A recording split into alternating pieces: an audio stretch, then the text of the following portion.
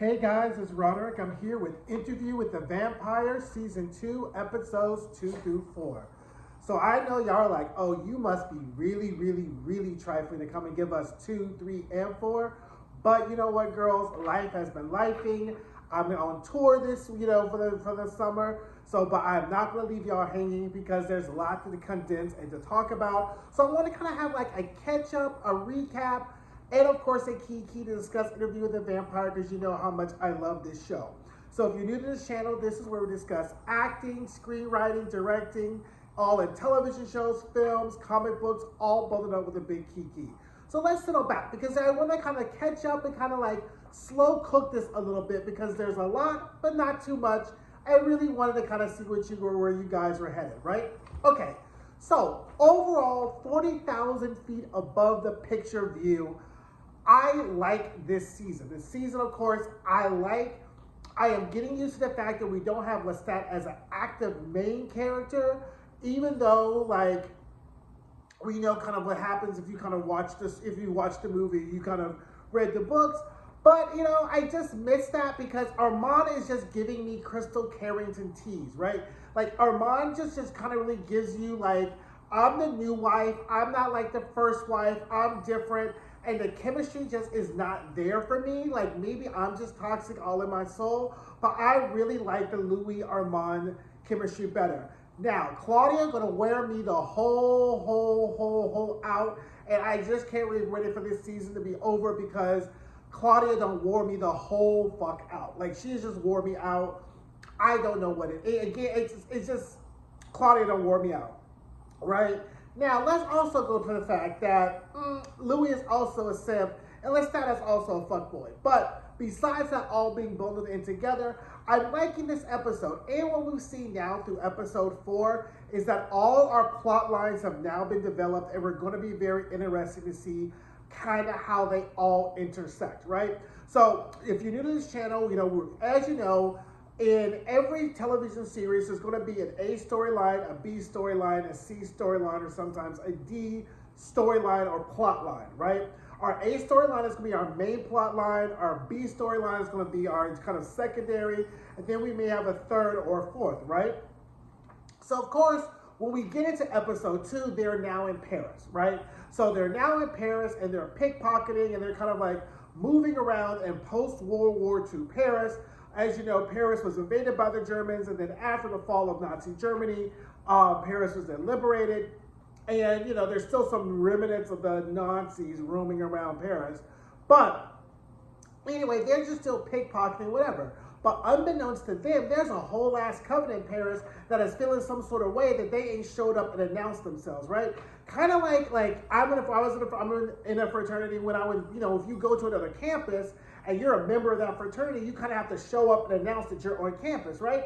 Not that you're expecting something now, but it's just kind of like what you're supposed to do. Just like, hi, I'm a member of Lambda Chi Alpha. I'm here, here in town. Just want to introduce myself. Bop, bop, bop, bop, boop. Here's my information. If y'all have something going on, let me know. That's just kind of what people do who are members of organizations that are kind of international. But of course, since Louis ain't, thought about that, and Claudia's new as fuck, and she's just always thinking about herself, they don't really think about that. And these witches are feeling some sort of, these not witches, but these vampires are feeling some sort of way that they have just shown up in Paris, fool lying around in Paris, and they introduced themselves or whatever, right?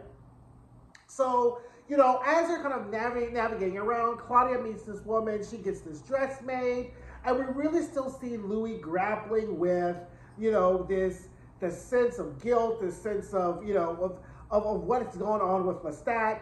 He goes to see Lestat's attorney, whatever, and he's like, ooh, I've heard all about you. I know who you are, whatever. He reads the letter, and I was just like if you did know Lestat was a whole ass fuckboy, you would kind of feel bad for Lestat and this whole Louis thing, but since like Lestat is trifling as fuck anyway, then you don't really feel bad for Lestat. But otherwise, the second episode really just kind of solidifies their entree into, Paris, and then they find that they finally arrive at the Teatre de Vampire, right?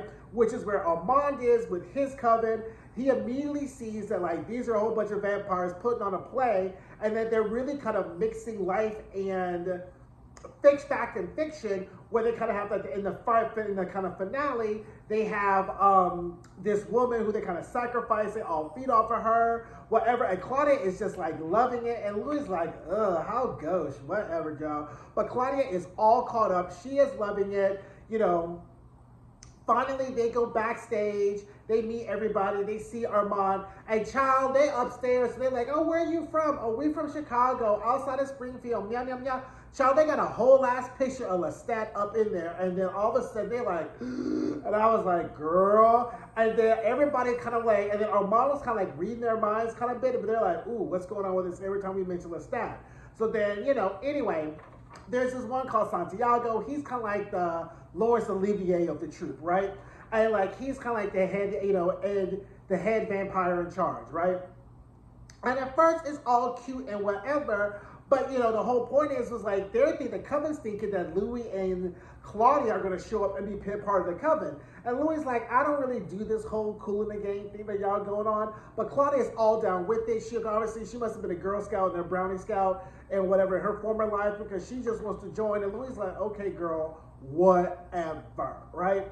Now, in the present, Daniel Malloy is still doing this interview, and we're still seeing these flashes of a past, but we don't know whether or not these are thoughts that Armand is planting in Daniel Malloy's head, or whether or not these are things that have really happened, right?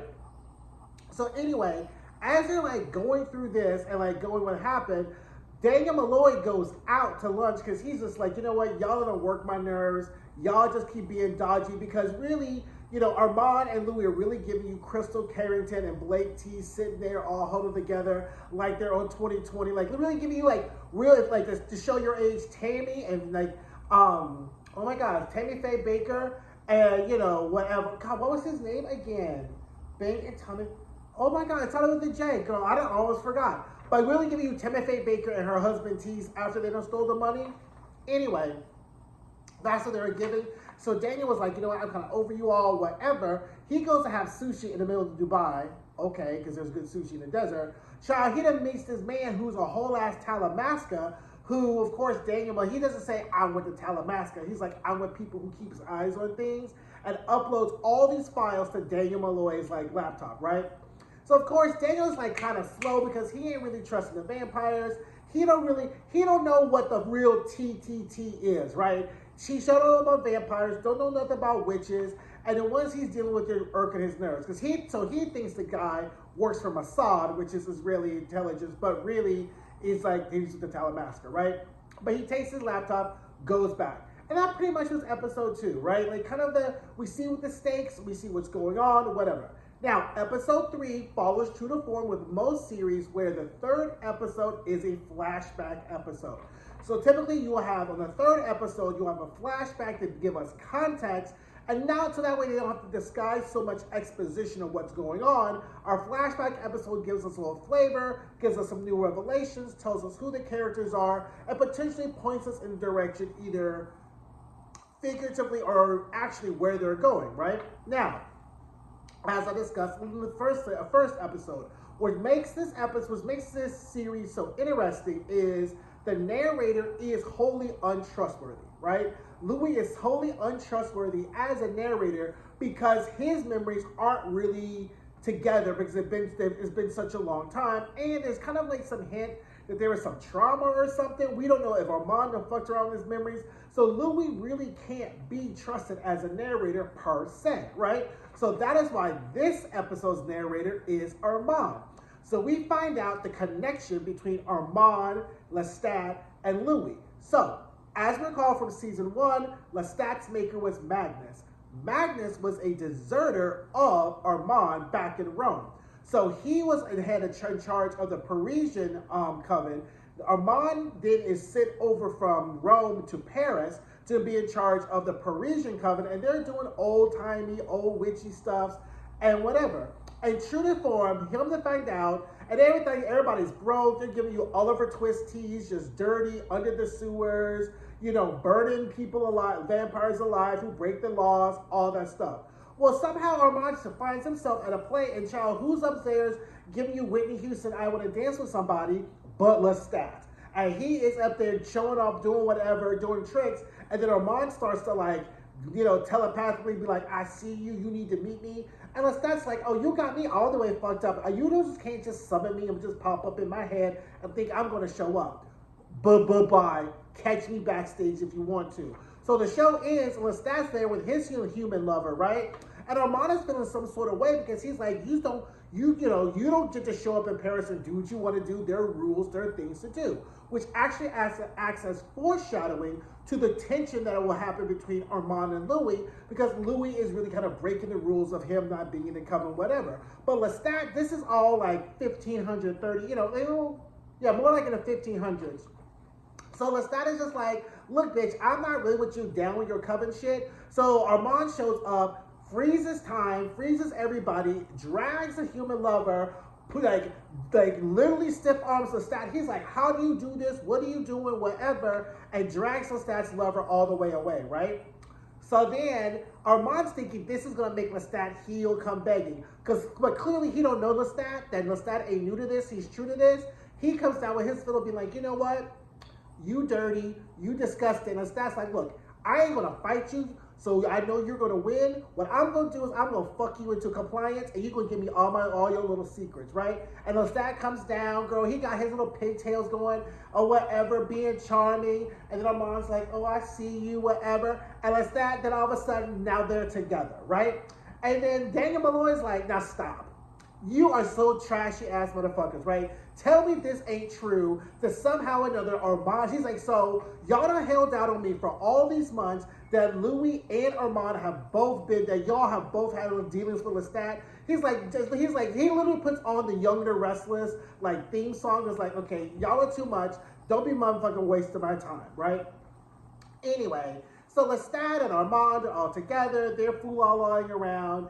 And then, Lestat's helped them get the coven together, modernize it enough. He brought the new witches, the new vampires back who left. Everybody got cleaned up. Child, now Lestat and Louis, Lestat and Armand are in the little opera booth, fool-all-lying around, about to get ready to hunch. Child, Lestat's old human lover is in the opera pit, salty as fuck because they tried to make him a vampire. It didn't take. So then they start hunching, and we cut to present. Armand's like, that's the last time I saw him. And I was like, and that's what you deserve. So anyway, once again, Lestat's a fuckboy. He's been a fuckboy for centuries and centuries and centuries and centuries. Nothing new, right? So anyway, as he's going ahead and doing the whole like fuckboy thing or whatever, so then they're like, well, okay, this is what we're doing. So that pretty much is episode 3. And then we get into the tension, the fact that Armand really now knows the secret that Louis and Claudia killed Lestat, right? Because now Louis is seeing like Armand, like seeing Lestat visions, and then finally it comes out that Armand knows what happened with Louis and Claudia back in New Orleans. He knows like their whole story is fake, whatever, and they're like getting closer and the whole thing, So episode 3 really kind of sets up this tension. Mind you, now Claudia's decided that she wants to join the coven, and she wants to be kind of like indoctrinated in their ways. They make her kind of like a prat or a pledge. She gets to clean out the humans, put them in the container, make the rats go after her. Then the rats do all this stuff, right? So then, anyway, so she's kind of pledging, and so then we find out, that Santiago and the girls aren't really feeling Louis all that much, right? And they've been like making demands that Louis either heals or like Armand has to get rid of him. So there's a big climactic scene at the end of the 3rd episode where Claudia decides that she joins the coven, and the deal is Armand has to kill Louis because the girls are kind of done with Louis sitting there in the background, falling asleep doing their shows, pretending like he's better than them just because he's slinging the meta some dick, right? So they're like, you either gotta deal with him or we gonna deal with him. So there's this whole big thing in the tunnels, and Louis just really gives you that Miss Sophia, I'm tired speech. Like, look, I'm tired, make sure Claudia's taken care of, I'm tired, do what you need to do, right?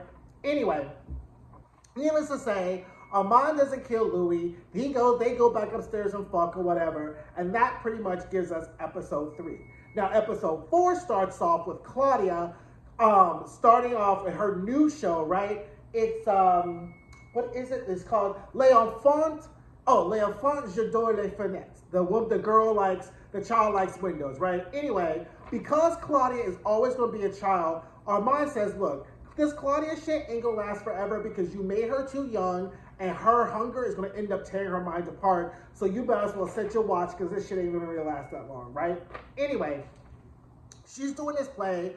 Claudia really doesn't like it. Louis like, look, bitch, this is what you asked for. This is what this is going to be, right? Whatever. But Claudia's really feeling some sort of way.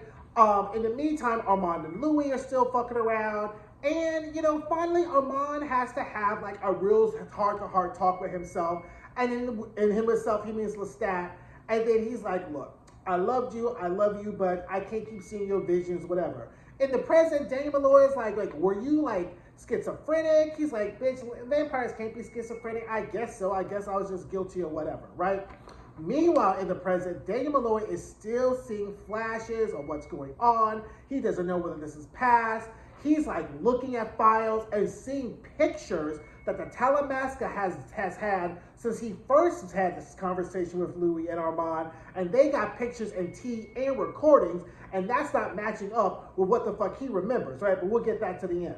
Anyway, one of the shows at this point, Daniel looks in his files. He goes, did everybody survive the fire or just 2? And they're like, motherfucker, we didn't tell you there was a fire. Who you been talking to, right? So now Armand and Louis are like, oh, who's zooming who, right? So then they start playing in his head again, whatever. We go back to the past again. Claudia's feeling some sort of way because she's stuck as a child and she doesn't like the fact that she's still stuck as a child. And then Armand's like, look, bitch, this ain't like, you know, you ain't gonna be no Barbara Streisand shit in here. You play in the roles we tell you to play or your ass. So he makes her stay in the dress, makes her like stay in costume and roll. So she's out passing out flyers and she sees the old Nazi woman she's been made friends with. And she's like, girl, what you doing in that tired ass dress? Like very much Tu Wong Fu, little Latin girl in tired dress kind of scene. And she's like, look, I'm an actress. She's like, okay, girl. So the Nazi lady comes and watches her. She's like, you know what? It was cute. So then they become like better friends, and then they go over, so that Claudia goes to Nazi lady's seamstress place to her to make her a dress. Now this is what I didn't get. Was it like the Nazi lady's time a month that was happening, or did she cut herself with a pen? I don't know, but blood started running down her legs, and Claudia's face came out, and she's like, ooh, shit, we really can't be friends, right? Meanwhile, Santiago and the girls, they've been following all of them, and then went and told Armand, and Armand does a telepathic SOS, like, get your ass out her place to come meet me. And he's like, look, you can't be friends with her. You need to cut this off now. And she's like, oh, you got me fucked up. I know my brother Louis is fucking you, and you can't tell me what to do. So he yokes Claudia up real fast and hard and be like, look, bitch, I know what the fuck you did in New Orleans. Stop it. So now Claudia is hotter than fish grease and goes back to the apartment and gets in there with Louis. We're like, how the fuck did you tell him? How long did he know? He's like, he knew. He's not that big of a deal, whatever. And she's like, here you are picking another motherfucker over me. Now, if Claudia wasn't so trifling and exhausting, that scene would have landed on my heartstrings. And I'd be like, oh, poor Claudia can't find a family. Louis always picking something. But bitch, you do way too much. You put 45 on 5 every time you show up on a scene. I'm glad Louis needs companionship. You ain't licking his butt. You ain't doing no vampire hunting, whatever. So he's like, whatever. So then they both storm off and leave, and Santiago decides his first name is Carmen Santiago, because he done creeps up in Claudia and Louis' place and starts stealing pictures and looking for evidence or whatever, right? Now in the present, we go back, and then we get a scene earlier where Louis went to go show his photographs, and the guy was like, you're okay, kind of amateurish, right? But then when Louis brings out his photographs, we see that his photographs are intermingled with more very famous celebrity photographers. And he's like, how did these all get in here? And Armand's like, I don't know. He's like, look, you need to quit fucking playing with me. You can play all you want to with Daniel. Stop playing with me. How did these photographs get in here? I don't know. Rashid must have fucked him up. So we don't know what really happened. Or we'll see. This confirms that like Armand has really kind of fucked with Louis' mind. So whatever Louis has been telling us, we don't know if that's really real because we don't really know what is true and what he doesn't true.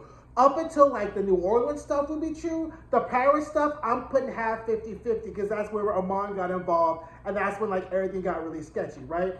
Anyway, we get to the end and finally Daniel Malloy starts having more flashbacks, more memories, and he was like, stop. What the fuck did you all do to my mind in San Francisco? And that is how the episode ends, right? So anyway, that is episodes 2, 3, and 4. So far, so good. Not good as 1, but we're still messing around with it. I'm going to keep giving you all week by weeks. Let me know what you guys think, and I'll talk to you soon. Bye.